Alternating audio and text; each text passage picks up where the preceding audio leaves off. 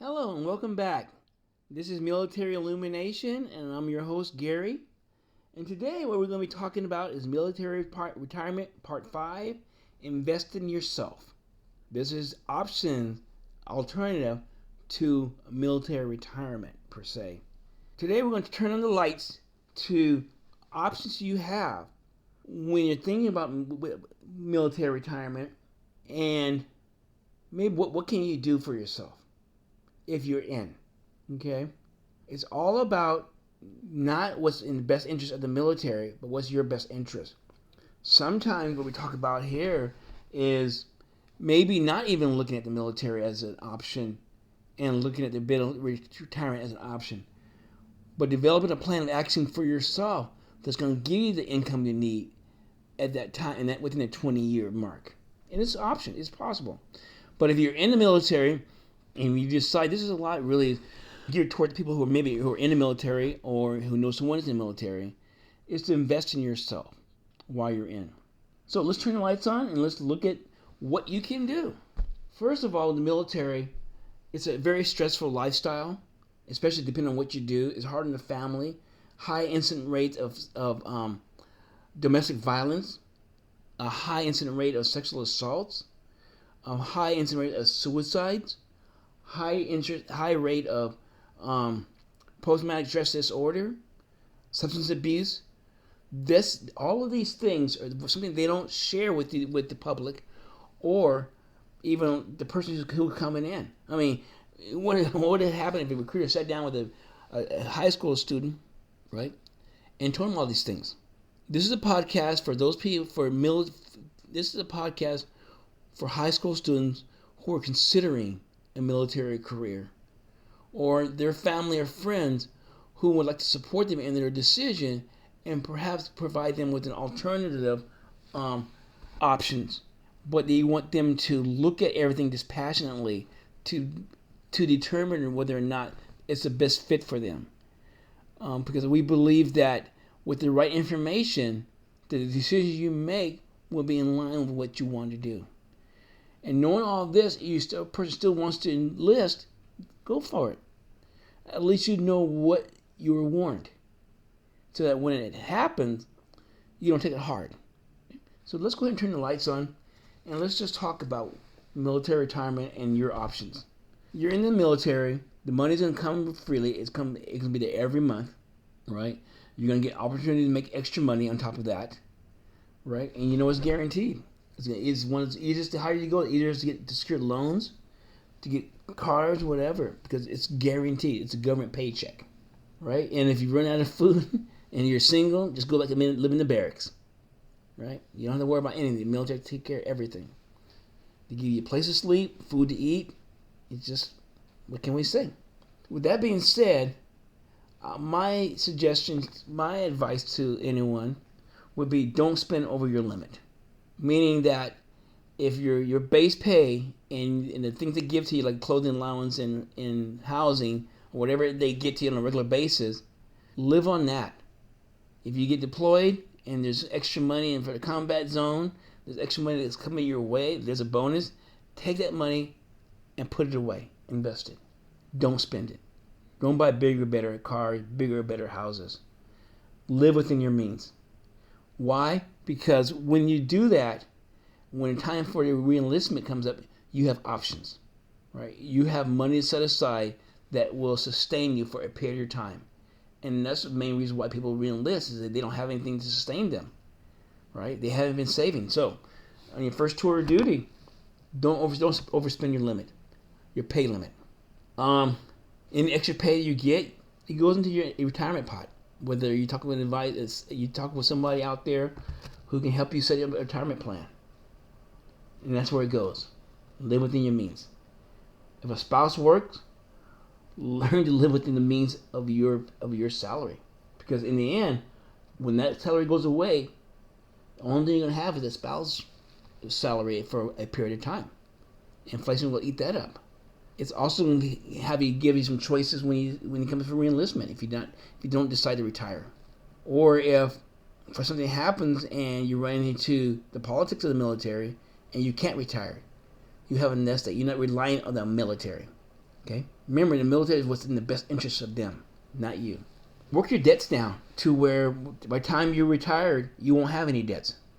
That includes you buy a house, anything, rent some properties. I don't know, but pay down your debts. Start a second career, a side hustle that can come into something bigger and better when you get out. Maybe you got a skill set that you can earn extra money on the side with, right? Make that part of your retirement plan. Get a side hustle. Of course, you got to get permission from the military, but what the military don't know won't hurt them. If it's your side hustle where whatever you're doing is illegal, ethical, and not good stuff here. So that way, when it comes down to your reenlistment section, you're gonna have options. It's all about having options. It really is all about having options. Don't count on the military or the government. Do not count on them, their help. Remember, when your retirement is 50% of your base pay, and that's gonna be taxed, and then that's gonna pull some money out for medical and dental insurance. Don't drink the Kool-Aid. The government does not have your best interest at heart. You're throwaway as you're military. I hate to say that, but that's all you are, and you're in the military. They've gotten you and they've used you. They have no more use for you. They discard you. If this wasn't the case, then they wouldn't have the Ferris Doctrine. They wouldn't have. They would not have the things they have in place to protect the government and the agencies. Plan for it. Think about what would you do if you couldn't retire. If something happened, like my friend, and you got booted out, you got taken away from you the last hour. What else can you do? Having a plan helps things go a lot more smoother for you mentally if something does happen. Because most of the issue, I believe, comes down to survival. If you've been living paycheck to paycheck and the only thing you knew was the military, and that was snatched from you without a reason, you're gonna be devastated. A person's gonna be devastated. Now you add kids to that mix, you add family to that mix, you have a relationship with the mix, the stress that is gonna cause on that family, right? So think about your life after, if you couldn't retire, even now if you're in. But mostly if you're thinking about coming in the military, think about what you could do if you couldn't get the education, if you couldn't get the things, the benefits they have. What will you do?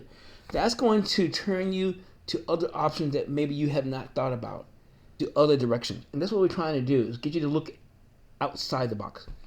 Look at other things other than the military, what they have in front of you that lure.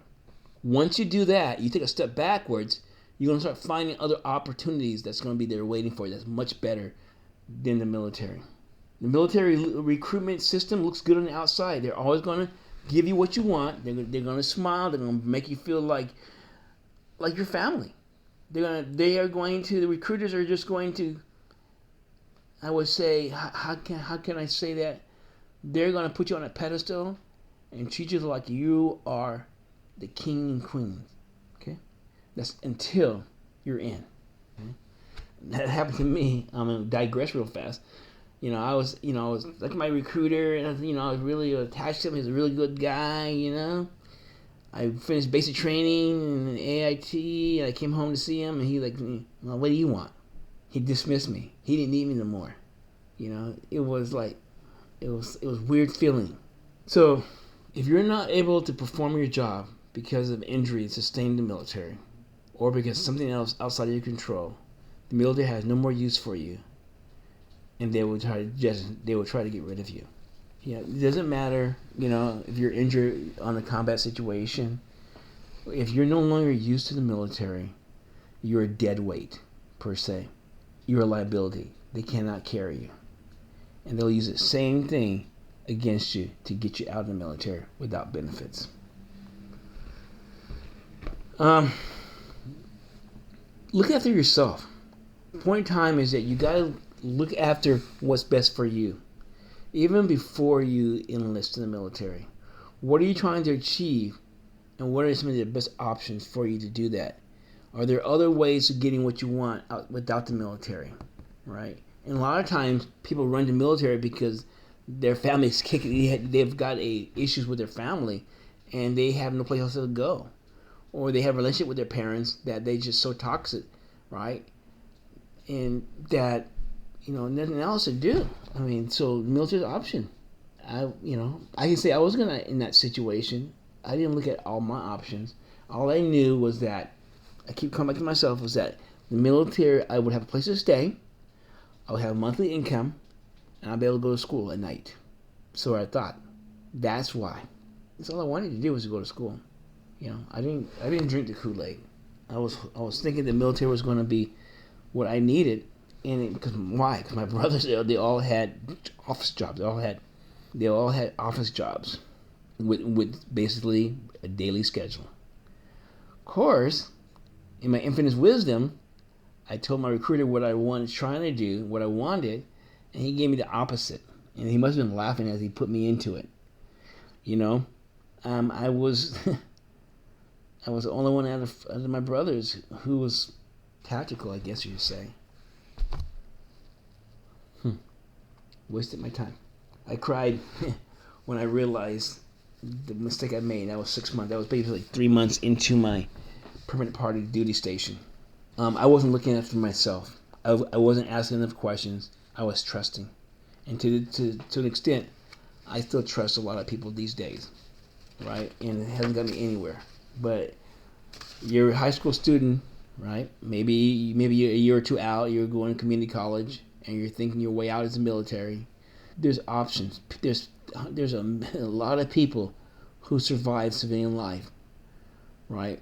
Who work extra hard, work extra jobs, right? To make it happen. And a lot of times what people look at is the pay. It's guaranteed pay. It's guaranteed pay. Every month you get paid, right? No problem. Secure. But if you take that pay, you divide it. Well, you're thinking that whatever they say is the pay is going to be an 8-hour window, like we get like a civilian. Remember, once again, I'm telling you, you can't mix apples and oranges. Military is 180 degrees different from civilian. If you're talking about pay, you're talking about 8 hours, an 8-hour day, or maybe a 10-hour day. No, your salary with the military.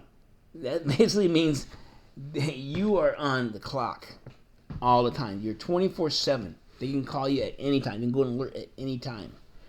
When you're deployed, you're on the clock all the day long. Yeah, you may be resting, but you are on the clock.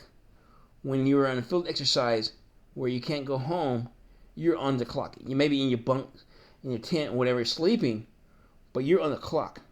So you take the income that the military gives you. Let's just say you start out as a private, right? Let's just say it's I don't know how much it is, but let's just say it's $2,000 a month. Now you take that $2,000 a month and you divide that by 8. You divide that by what? 40 hour work week, 40 times 120. So let's just go. That's gonna go by 4. That's kind of less than $500 a week. Okay. Now that's a regular 40-hour work week, 5 days a week, right? In the military, you take that number and you divide that by 7. Well, let's just say 4, so it's going 7 days a week. So you divide 500, divide that by 7. Okay, so 500. I'm just kind of writing this down here. We're looking at 5 days a week. That's gonna be about $100 a day. But since you're in the military, you're gonna take that $500. You can divide that by 7, because technically you're on the clock 7 days a week. Okay, whether you're not, it's just especially if you're deployed or you're in the exercise. So that $7 a week, that $50 is gonna go down to, let's say, $71 an hour, $71 a day. Okay, and that's not saying we're gonna go 12 hours a day. If you made it 12 hours a day, it would go. So basically, you're making $70 a day. Think about that. $70 a day. That is below minimum wage. And it doesn't get better. It doesn't matter how high you go. It doesn't matter whether your rank it is. You're still making at or below minimum wage when you factor in the length of time you're working, the hours you're working, and the time you're on the clock. So I'm kind of digressing here, but when you're talking about thinking about investing in yourself, isn't your time more valuable than $70 a day? But people don't see that. You know, they see that you go in, you get a place to stay, you get a barracks, right? Which they can come through and they can check you. It's like being in prison, basically. They can go through your stuff whenever they want to. Okay, and you're in a room with 2 or 3 other people, right? And then finally, what you're gonna do is, you get free meals, right? But on their schedule. Don't get hungry after the mess hall closes. So, anyways, as you're looking at that, invest in yourself.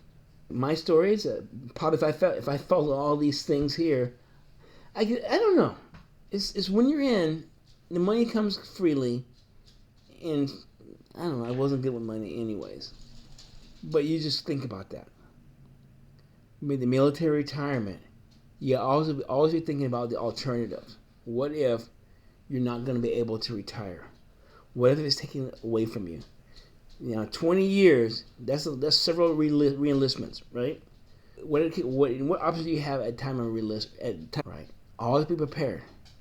Remember, the military, they don't have to watch out after you. They're going to do what's in the best interest of the military. And it's up to you to take care of yourself, right? And that's looking at your time, how valuable it is. That's looking at your future and what you want to accomplish, what the income you want to have, right? And you know what your net worth is. You look at it. What's your base pay going to be like if you got that promotion? Is there something that you want to be able to deal with? Do that before you go in. Chances are it will, at least if you look at things disproportionately, if you look at things from that perspective, sometimes you'll make the right decision based on what you're trying to achieve, not based on perceived value the military is trying to give. Anyways, I'm going to turn the lights off on that, and I'll talk to you soon. Next time I turn the lights on, it's going to be episode 18, the medical, dental, and life insurance benefits. You know what's coming. It's not what it seems. It's not as good as they say it is, right? And I already talked about it a little bit more. I already talked about it a little bit already. But we'll jump into maybe a 10-minute podcast or so. Have a good day. You guys hungry?